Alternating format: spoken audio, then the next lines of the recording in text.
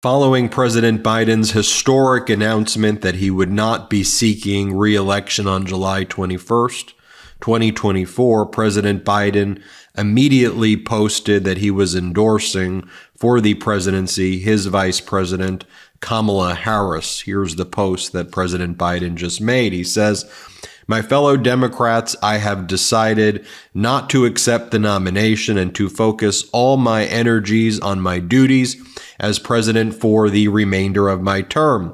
My very first decision as the party nominee in 2020 was to pick Kamala Harris as my vice president, and it's been the best decision I've made. Today, I want to offer my full support and endorsement for Kamala to be the nominee of our party this year. Democrats, it's time to come together and beat Trump. Let's do this." And then he posted a place where you could contribute to the campaign for Kamala Harris. And if you're with us, donate to her campaign here. Getting a lot of responses to that, though. First, let me read you the response that we got from his granddaughter, Naomi Biden. Here's what Naomi says. "I'm nothing but proud today of my pop, our President Joe Biden, who has served our country with every bit of his soul and with unmatched distinction. Not only has he been and will continue to be the most effective president of our lifetime, but he has likely already cemented himself as the most effective and impactful public servant in our nation's history. He has been at the center of and had a material impact on literally every single major issue that our country and world has faced for 50 years. Our world is better today in so many ways thanks to him. To the Americans who have always had his back, keep faith. He will have ours." I want to read this to you from Adam Kinzinger. "Here is the difference between a man who loves his country and one who loves himself. Joe Biden did an honorable and selfless act by stepping aside. His legacy will be among the best. Trump cares about Trump only, and the GOP is too scared to do what the Dems did. Tell the truth," Governor Gretchen Whitmer just wrote. "President Biden is a great public servant who knows better than anyone what it takes to defeat Donald Trump. His remarkable work to lower prescription drug costs, fix the damn roads, bring supply chains home, address climate change, and ensure America's global leadership over decades will go down in history. My job in this election will remain the same, doing everything I can to elect Democrats and stop Donald Trump, a convicted felon whose agenda of raising families' costs, banning abortion nationwide, and abusing the power of the White House to settle his own scores is completely wrong for Michigan." Now, Congresswoman Jasmine Crockett wrote the following. "Well, I hope the geniuses that push the most consequential president of our lifetime out have a plan. Who in the hell couldn't sell the MF accomplishments and win over a 34-time convicted felon who isn't even allowed to operate businesses in the state of New York and therefore should automatically be disallowed from, say, running the country? And his entire team is Project 2025. Joe wasn't the problem, Dems were," Congresswoman Crockett says. "I know one thing. I will only work for Kamala Harris. If it's anyone other than her, enjoy campaign season. I hope all my disenchanted colleagues are able to find some walking shoes and get to work because I will not, full stop." So she's making it clear that it's Kamala Harris for her or it is nobody. Gavin Newsom, governor of California, just wrote the following.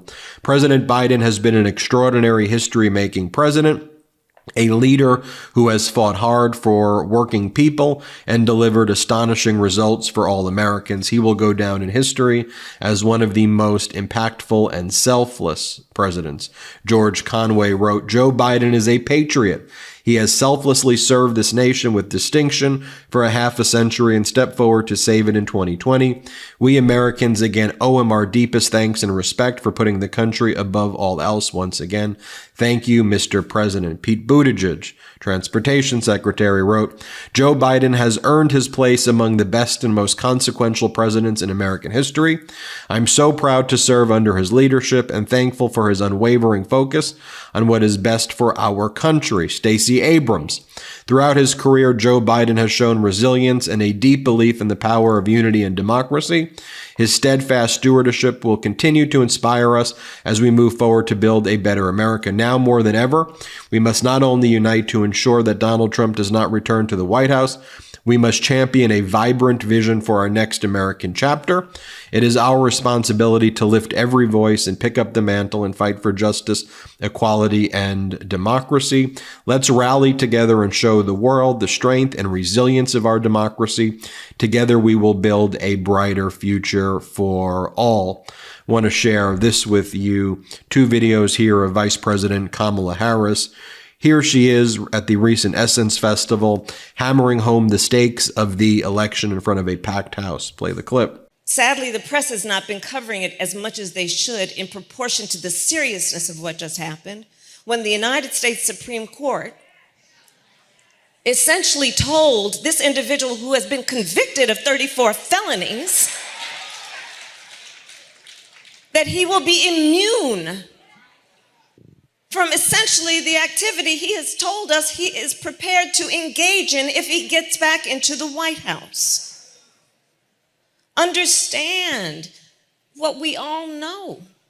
In 122 days, we each have the power to decide what kind of country we want to live in. Understand what we know.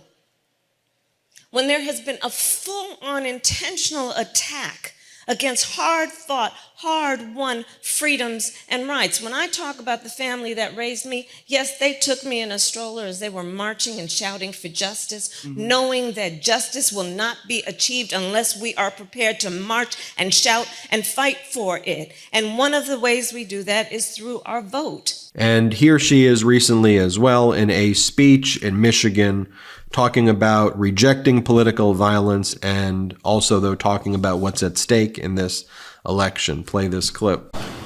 On Sunday evening, our President Joe Biden issued a call for unity.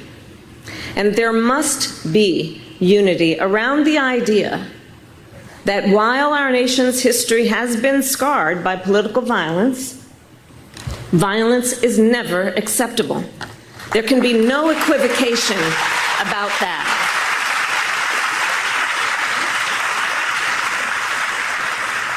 At the same time, the hallmark of American democracy, the hallmark of any democracy, is a strong competition of ideas, policies, and a vision for the future.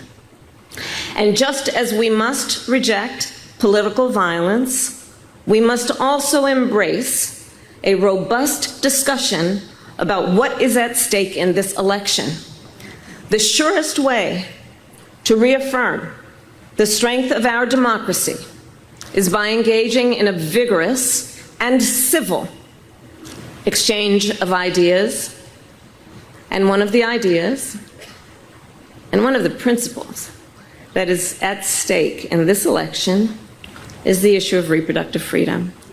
And that is why I am here today to discuss that topic, and I look forward to our conversation. Thank you all very much.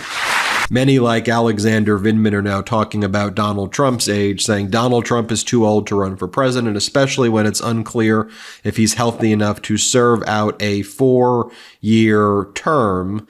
And I'm seeing memes like this throughout social media, like Dan Clutchy, who says, you say it's Jover, I say it's just commencing.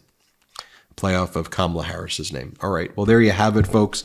Hit subscribe. Let's get to 3 million subscribers together. There's going to be a lot of breaking news now over the coming hours and days. We'll be there every step of the way with you. Thanks for watching. Love this video? Make sure you stay up to date on the latest breaking news and all things Midas by signing up to the Midas Touch newsletter at MidasTouch.com/newsletter.